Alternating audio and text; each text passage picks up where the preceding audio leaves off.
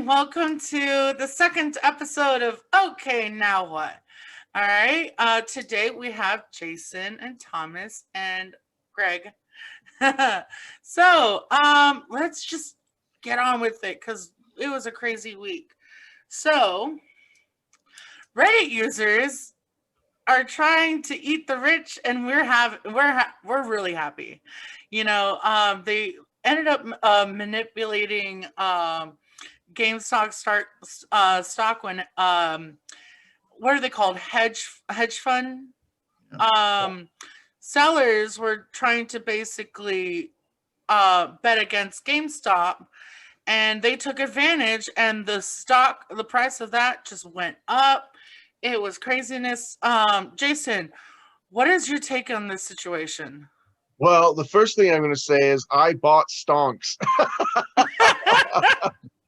I said, you know what? I threw $90 towards AMC and Nokia and Bed Bath and Beyond, because those are the ones that were floated out there as the next good The next hedge fund GameStop? bet to, yeah, essentially the next GameStop. And so I want to be clear that this, what happens with hedge funds is that they essentially take a business that they have decided is no longer worth investing in, but they own stock in it, and they try and drive down the price of the stock. This is one of those, they want to kill the company, parcel it out, however that happens, as it's happened so many times in the past. I mean, that's just what hedge funds do to make their money. And so the Redditors, 2 million of them, I hear, are on that particular Wall Street page, decided to band together and not let it happen, and not necessarily in defense of GameStop as a company, but really to put the hedge funds on notice that they take part in market manipulation. And there has been talk about whether the Robinhood situation, where the Robinhood app, that is an investor app, they essentially, knowing what was going on, they decided to throttle these purchases. Yeah. Well, I was able to, through Cash App, buy the stocks that I wanted. I didn't buy into GameStop, but stop. But Robinhood was throttling purchases, and so a lot of people have wanted to see if they can class action lawsuit them for, again, market manipulation. I don't think that that's going to go anywhere, because what I have read is, in the contract, when you use the Robinhood app, it actually, if you read the fine print, it allows them to do this kind of thing if they feel it's necessary to do so. So people who think that they're going to be able to sue Robinhood over this are not. But you see the market panic. You see politicians panic. You see how fragile the whole thing is, and you also see how the health of the stock market. These people are coming out with this message. Yeah. All of a sudden, that the health of the stock market is not necessarily the health of the economy, right? That is so true. That's not how you sell it usually. Usually you sell it that we're in a great economy because the stock market is doing great. Now we realize that is not the case. So a lot of really market fraud has been exposed, and I'm here for the little guy. I'm here to take down billionaires. I tweeted out, destabilize billionaires now. So I think it's fun. I don't even care what's happening with that $90 I put in. If I can contribute that towards this effort to really put the wealthy on notice, that I'm fine with. Hell yeah. And we'll get into the Robinhood in just a second. Okay. But Thomas, go ahead and tell me your take on this as well.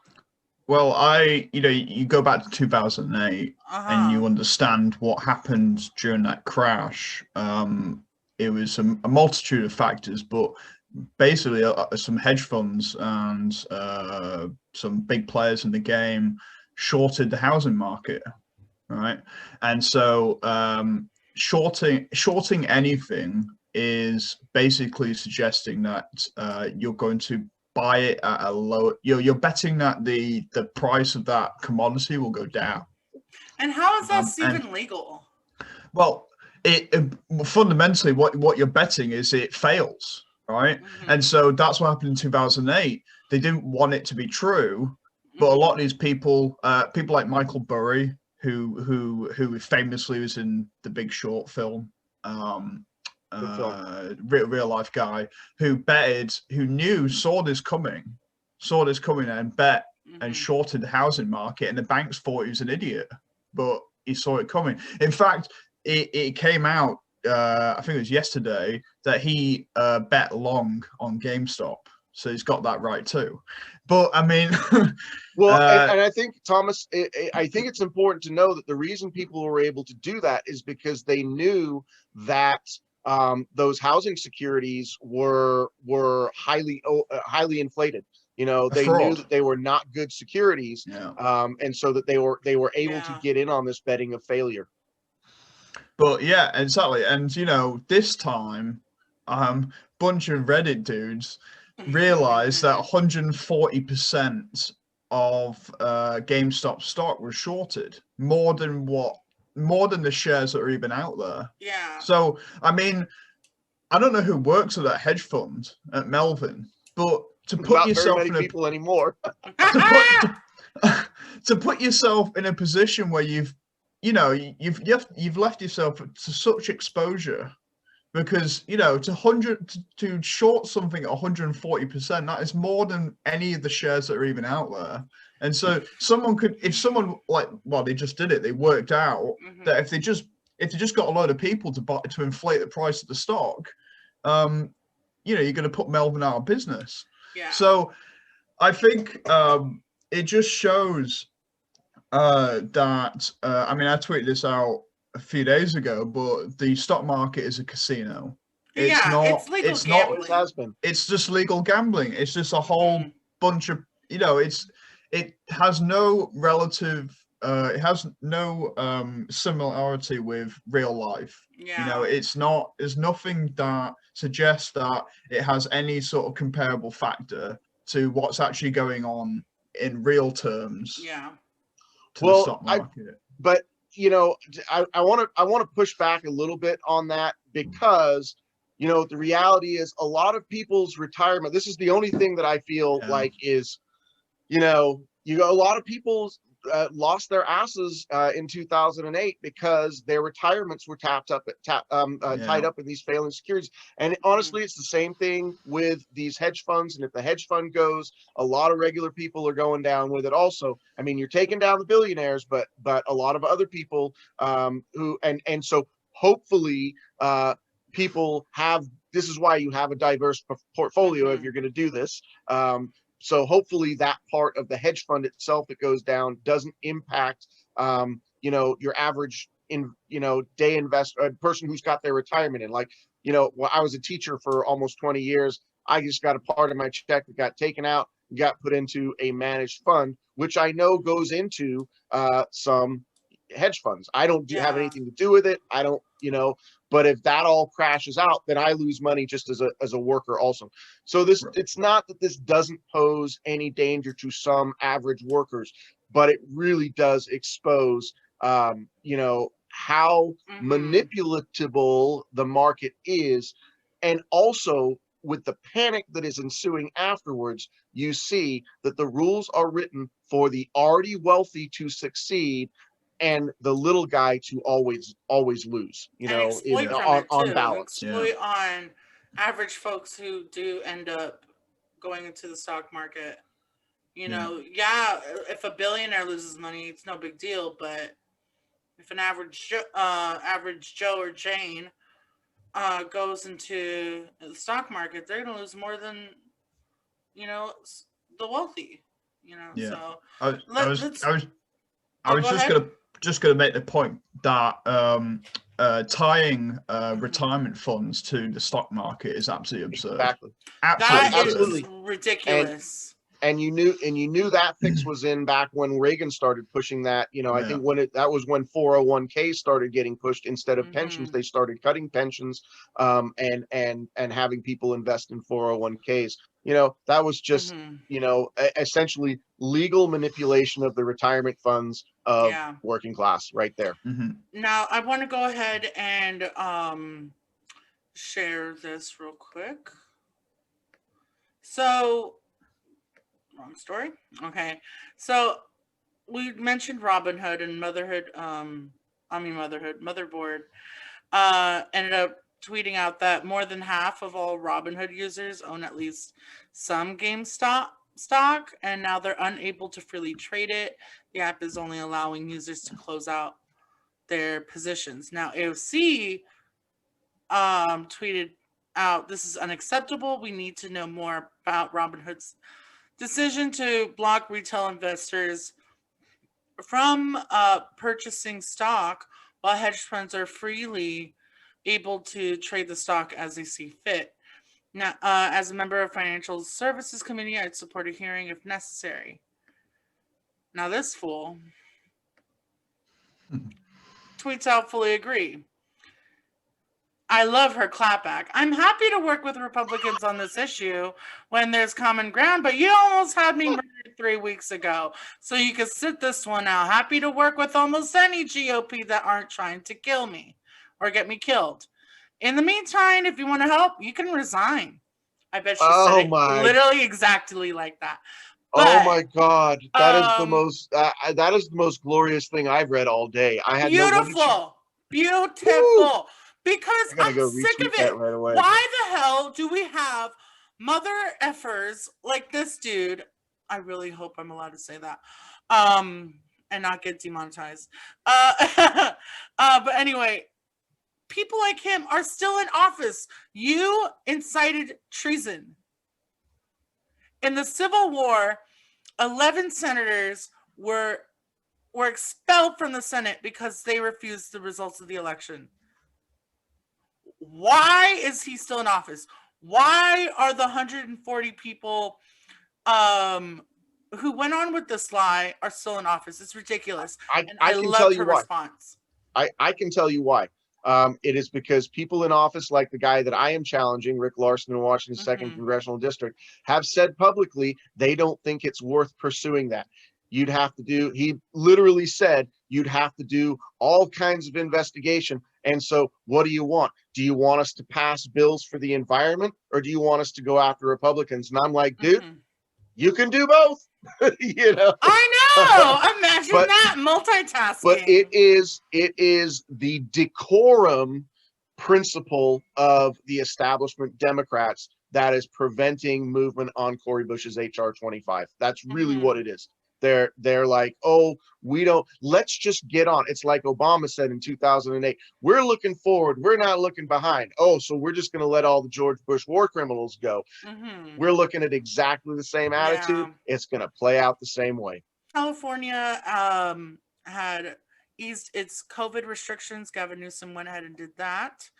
And there's also some talks of schools being reopened within the next week. People are saying that science backs it out, but I just want to go ahead and start by saying no. We are not reopening schools. Most people live in a multi-generational household, which would affect people who are at risk.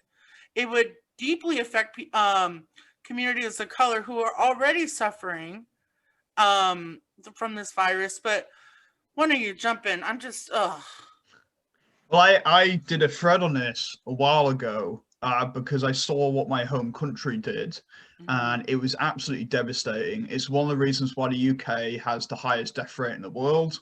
It's because they were adamant on keeping schools open. So Adam Hamdy on Twitter did a thread, and I sort of retweeted that thread and did my own sort of thread on it.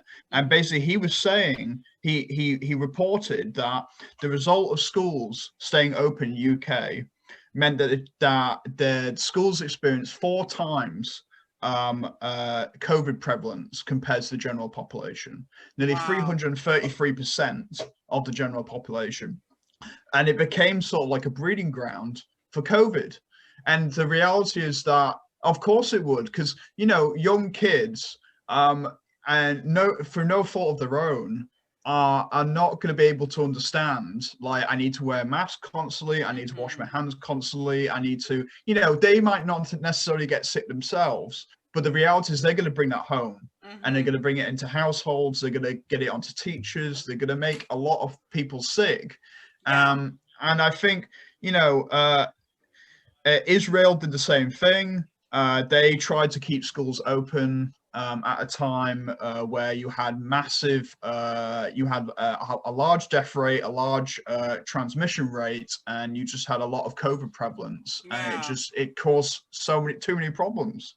I think reopening within 100 days in the current state of the pandemic is negligent. It's going to backfire, and I think for a lot of these people, it's just about the press saying, "Hey, this administration got schools back open," you know, and it's gonna cause too many issues. We already have so many issues with the pandemic, and it's gonna exacerbate it massively. You're on mute. Yeah, Jason, go ahead. You're a parent. So yeah, I'm a parent. I got 3 teens in the household. And I'll tell you what, it's tough. I mean, we're quarantining as much as humanly possible. I mean, I really don't go out of my house other than do grocery shopping still.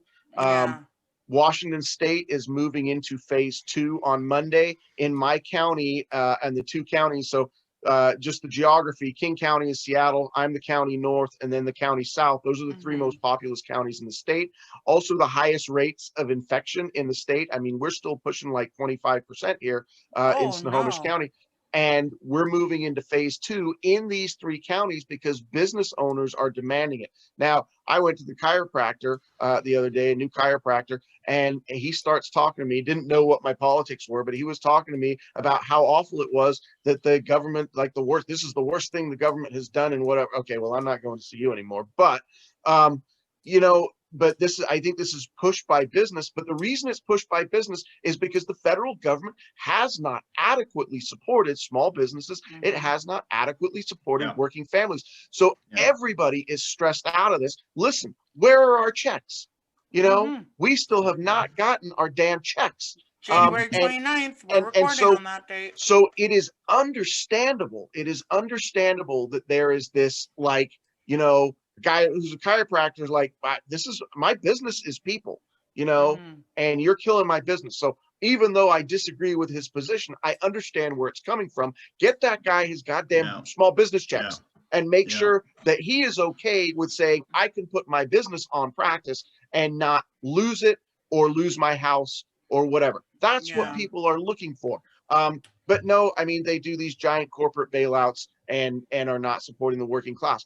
And it is hard. My teens were athletes, soccer athletes, wrestling. Wrestling is obviously canceled. My son has lost 2 seasons of wrestling now. You know, it is hard on these kids. And as a parent, I am struggling knowing that my kids are losing out on the normalcy of their childhood. And yet we have to look forward to the future. This is where we have to say, okay, is it worse now? How much worse is it going to be if, I mean, just think back to the start of this pandemic. And if we had taken the first 3 months and done the right things with shutdown, we wouldn't be here right now. If we had done the right thing with shutdowns and financial support for people, we probably would not be here right now. So I'd be in school right now. I mean, the Biden administration, if they're doing this because they want to have a feather in their cap, it is going to backfire horribly. I don't want to send my kids to school. You know, my wife she is in school for radiation therapy. She works with cancer patients. She's had a vaccine right now, but she can't get this thing. Her program is over. She can't do her work. anymore Yeah. if she catches this thing and can't go do her clinic work. I mean, it has far-reaching consequences, and it's terrible for everybody. But we just have to suck this thing up and get people their financial supports. It's not like this government can't afford it. God knows we just dropped $740 billion on the war machine. Amen to that. All right, everyone. Now let's go ahead and welcome Jen Perelman from Florida. Hi. Hi. Hi. Hey, welcome Jen. to Okay, Hi, Now What? How are you doing, Jen? I am good. How are you? Oh, well, we're all doing great. Here in California, we're experiencing some rain. So we're doing that. I don't know how the weather is in Washington, Jason, but It's been rainy today. Yes. Oh, okay. Well, It's good. Nothing can grow without rain. You're all Pacific though, right? You're all West. We're all West Coasters. I always forget. I always forget that happens. But yeah. That it rains out here? No, that we have that whenever I've booked with Greg a time, I don't always remember that you're Pacific time. So that's why 8:30, I'm there. I'm, whatever. I'm like, oh, it's all good. And I'm like, oh no, 11:30. I know. 11:30. And that's almost hitting my bedtime. So thank you for being with us. So we wanted to just have a regular discussion, but you have started a podcast with your husband. No, that's not my husband. You thought that was my husband? Yes. Oh my God, he's not. I'm so dumb. You know what? It's the chemistry. It is literally, you guys have real good podcasts. I say he's my work husband. He's my work husband. See, you guys go. You he's guys my do business such partner. a good job He's your together. business Absolutely. partner. You really do. Okay. Well, we started working together a little more than 2 years ago. Actually, he and I decided that when I decided to run, it was basically both of us. It was always a joint effort. It was always a partnership. And so we've just been partners this whole time. I love that. Yeah. See, people need work wives and husbands. I love that. But you started a podcast called Generational Change. And go ahead and tell us a little bit about it, what you've done so far, and when you air so everyone can watch.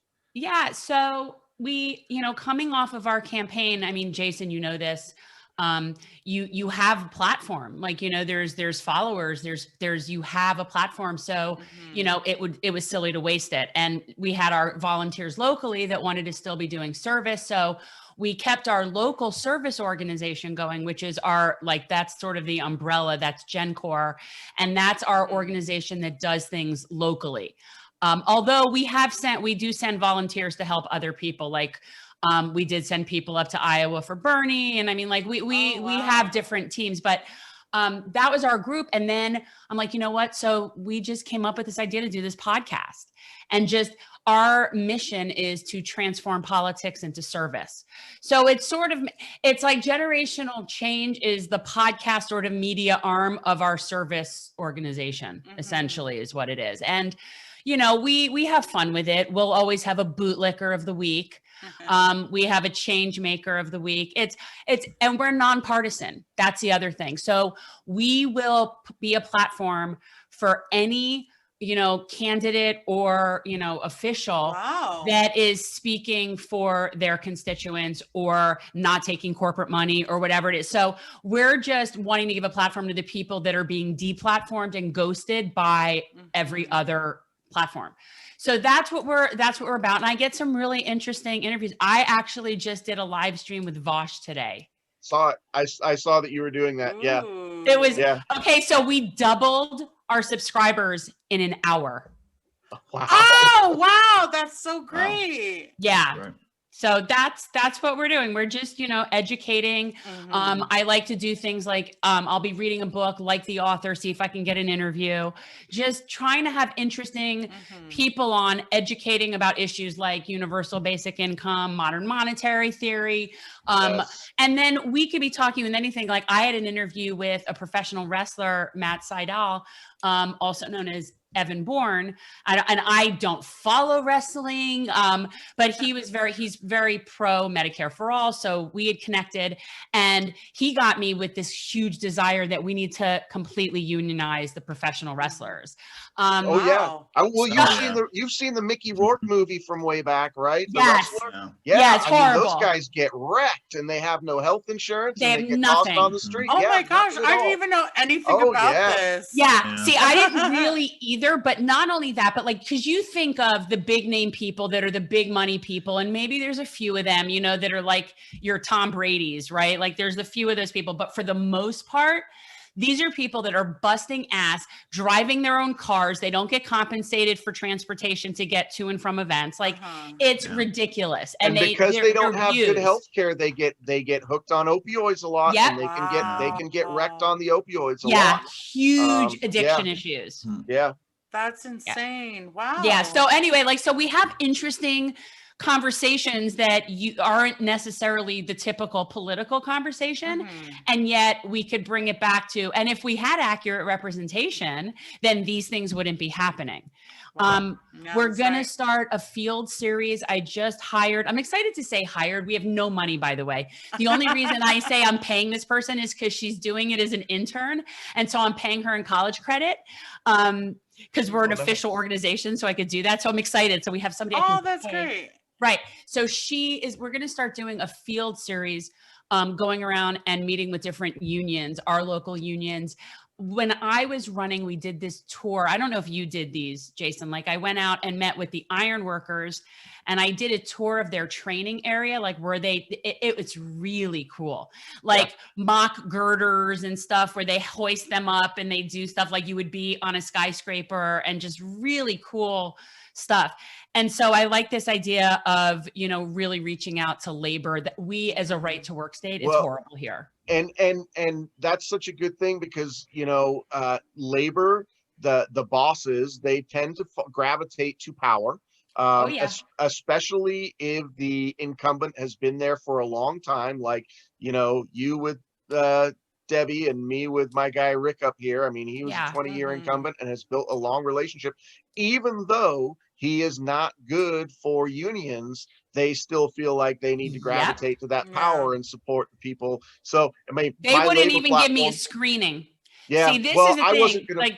You didn't get one either. I wasn't gonna bother. I did. I got interviewed by our local bi-county labor council, and it was very good conversation. A lot of people liked me. They liked my ideas. They didn't like MMT because, you know, the chair of the labor council was going, well, what about inflation? And I was like, let's talk about that. So they weren't really listening, but they were never going to vote for me. But it was good for me to get that kind of exposure and say, look, I am the candidate with the labor platform, just so you know. Yeah, here we have one person. His name is Dan Reynolds. I call him out whenever I can. He is the head of our AFL-CIO in Broward. And he and Debbie have been together for years. They are buddies, they're friends. He didn't even give me a screening, which is a violation of his own bylaws. And what's interesting is, so all of the locals, the iron workers were the only ones that would step out against him and endorse us. The rest of them, we would meet with them, firefighters, the electricians, the longshoremen. So we would go and meet with them, and they would say, yeah, we'd love to support you, but Dan Reynolds. And so with all the locals, they loved us. And so I wasn't even, and because of COVID, they weren't even having there were no opportunities to really meet with rank and file anyway. So, but you can't get past that one barrier. We have to, you know, I kind of want to stage a labor, like an insurgency here, and like have them rise up from because the rank and file don't even know that there's an option. Like they don't even know. Most of them have no idea. Well, here locally, Boeing, you know, Larson has been in the pocket of Boeing forever. Boeing's our big industry here in Northwest Washington, the Sound, and Boeing, as much of tax money that we have thrown at them to keep them from keeping their jobs here, they're still taking the jobs and moving them to South Carolina because it's a right to work state. So you can't win with these giant corporations, and so you have to side with workers' rights. I mean, it's the only way to go is you have to side with workers' rights. And I'm so frustrated with Democrats who won't take a hard stance on that. Yeah. Well, there's just, you just like you have to distinguish between being supportive of the Second Amendment and being supportive of the NRA. You have to distinguish when you're being supportive of labor and not necessarily supportive of unions. And Sometimes I don't think a union boss is just a boss. and they don't understand, like, it is so political and they're getting whatever their quid pro quo is from their representative, and that's not trickling down to rank and file, right? Like it's just not. So we have to get through gatekeepers, and so I was thinking if we do like a nice series, one, it'll educate people on labor issues, and two, I think it'll allow us to get more familiar with rank and file and meet more people, because we're certainly not going to get it through standard channels. You mentioned you mentioned earlier, it was like, we want to support you, but we're going to go with the establishment person. And I feel like that's just not just with unions, but like just almost, just media outlets or this or that. Yeah. People are worried about challenging power. Yeah. And I'm like, no, I hate this. I hate saying grow a pair, but grow a pair. Thomas, do you have anything to add? I was going to say, I grew up in the UK, so the right to work laws that I'm sort of experiencing right now here it's just incredible how this is something that is in place. It's you don't have that in the UK. They have employment laws that are completely different to right to work. I think the idea of just being able to fire someone just for anything, or like free, you have free, is it free strikes here? Like if you do something 3 times, you're out. Like you don't.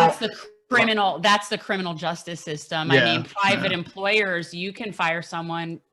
And the thing is, even when you're not supposed to fire someone for a particular reason, you could still do that and find some legitimate reason. I mean, we all know that. That's not, that's not hard. That's what I was saying, because I remember reading the story about Starbucks.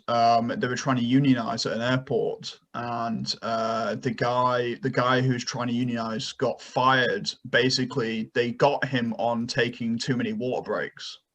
That's what he got. Well, this is what happened with the Amazon with Chris Smalls. He's coming on this week, so he's going to be on our show this week. I think. Check it out. I want to say he's Monday, and then we have the woman who is running for Senate.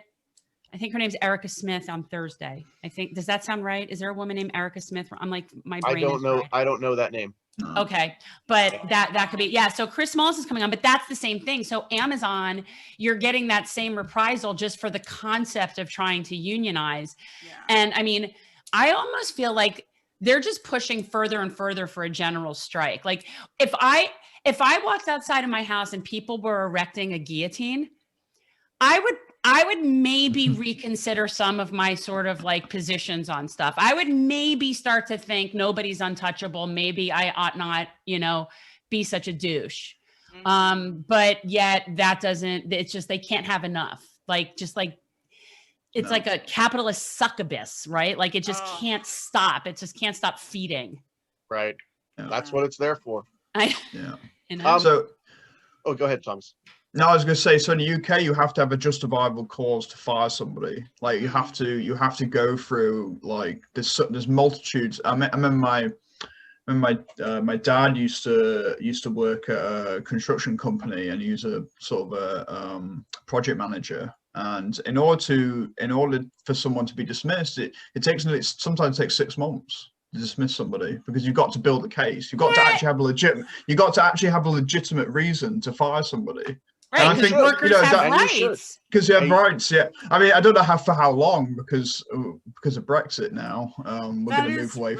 But I mean, that's how it's supposed to be. It's meant to be like that. Well, yeah, that's why I know I said that is ridiculous, but I mean, it's ridiculous that we don't have that. Yeah. Not that one of the things is, the unions often so as a teacher, I was a teacher for almost 20 years, and out there in the non-unionized world, there's this idea that unions are there to protect bad workers. Like, the union is there to protect bad teachers. Yeah. And I said, no, bad teachers get fired. They just have to go through process. They have to have due process. You can't just arbitrarily say you're a bad teacher and fire somebody. You have to document. And a lot of times the administrators don't want to do the paperwork required. And so they will let bad teachers, because God knows I've worked with a few, they will let bad teachers continue to be bad teachers because it is an arduous process. But the reality is it should be an arduous process. Yeah, it should. Yeah. Do the paperwork. You should give bad teachers opportunities to improve.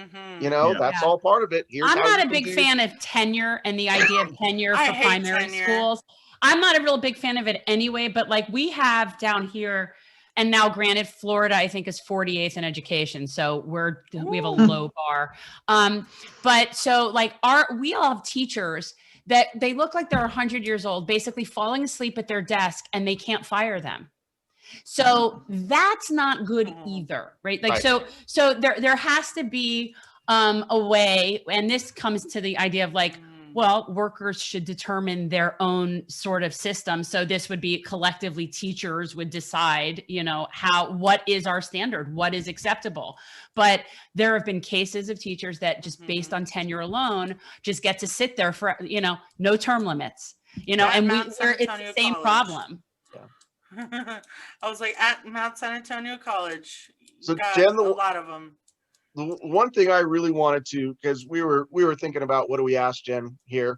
The one thing that I really, because I feel like you and I are probably very much on the same page with this, is how following this force the vote.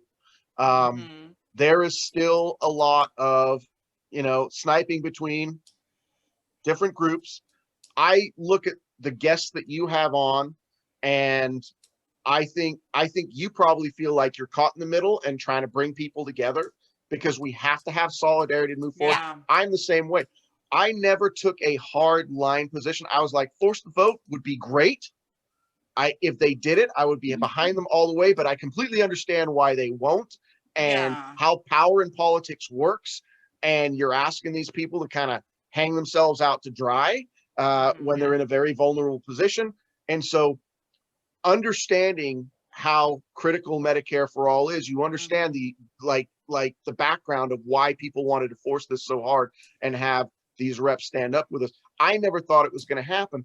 And I said all the time, we have got to get beyond this without cutting each other's throats. That is the thing that is of most concern to me, is that beyond this, we figure out a way to move forward in solidarity, because we are never going to defeat the oligarchy otherwise. So I'd like to get your thoughts on that, because you've had some fantastic guests really kind of on both sides of this. Yeah. You know, I think that we can all agree, and when we're talking people on the left, that we all know that we need to hold our officials accountable. I think that the one unifying thing we all have is anti-corruption, more transparency, getting the money out. So when people are in that category, I consider that my team. And really barring somebody from stepping outside of those parameters, I'm not going to like write someone off as a sellout or yell at them or curse them out because they're not doing some strategy that I happen to think, and me being someone who is not in their shoes inside those halls and has no idea how things work. And I'm going to write them off as a sellout. I think that is shooting ourselves in the foot. I think it's counterproductive. Now, if these people started taking corporate money and doing things and having, you know, values that were contrary to what they were saying, then you have to consider, okay, this person is selling out, right? Then you so I never loved, look, I always said, I believe you throw enough shit against the wall, something's going to stick. I don't poop on someone else's parade. I'm generally pretty supportive. I think that all strategies should be employed, like unless they're violent. I'm pretty supportive of any idea. I personally never thought that it was an effective thing to do. My thing was, why are we just automatically supporting Nancy Pelosi anyway? These people have now had 2 years to come up with somebody better. So my issue is, okay, we could sit there and say, let's force the vote. Let's talk about Medicare for all. It's not going anywhere. They know it's not going to pass. And I don't think you're going to get an accurate representation of who supports it, because people who might not support it might say they will because they know it's not going to pass. So it's kind of like an easy opportunity for people to get like publicity for supporting something that they really wouldn't support. As far as I know, everyone who has signed on to Pramila Jayapal's bill are the people that support it. Anyone who has not signed on to that does not support it. Like, I think we already know that. So it was sort of like, to me, it was just a pissing match, and that's just a waste of our time. And to chew out somebody who's been in there for 2 years and isn't in control and not necessarily like should be the anointed leader just because she's on our same team. Like, I don't know, give her a break. I think that's unproductive, and I still think people need to be held accountable. But is she serving her constituents? Is she representing them to, you know, what they're wanting? Because if she is, then she's doing her job. Yeah. And so to sit there and bitch at her because it wasn't what you wanted the minute you, I felt exactly the same way. Yeah. I want to go ahead, and half of those people who are, you know, just going on a rant on Twitter have no idea what it is to be someone in Congress, how politics even works, and what they're trying to achieve in a really crappy system. And they just have to play by their rules to get stuff done. They don't understand that. They just want Medicare for all and think that it's going to happen like that. It's not. And I want that too. I want that. I would love that to happen. I mean, like we all of us want that. But like, you know, when you've got people in there that just because they're on your team doesn't mean that they're necessarily going to put their lives on the line and just put their whole neck out there for something that is you're going to lose. I would say the bigger issue is that why is there nobody else that's capable to be Speaker of the House? And why aren't we talking about that? And to me, you know, the fact that they're all scared, to me, she's just like this bully that just, they're all scared of her. And it's weird. And I don't know if it's like, is it like a cult thing? Is it strictly a financial thing? But if it's a financial thing, then that wouldn't apply to people like AOC because she doesn't rely on corporate money. So what is it? I don't understand. Yeah, I could never guess the people that could be Speaker of the House. Go ahead, Thomas. Yeah, I was going to say, I mean, my position from the very start is no one should ever vote for Pelosi ever. And I think they should have organized within the 2 years that they had to put someone up to challenge her, right? Yeah. And I think there's several problems that we have. Is one of them is that we don't really have like a progressive caucus that votes as a bloc. No. We don't have like a banded effort to say, right, we're going to vote on all these issues the same way that the corporates have.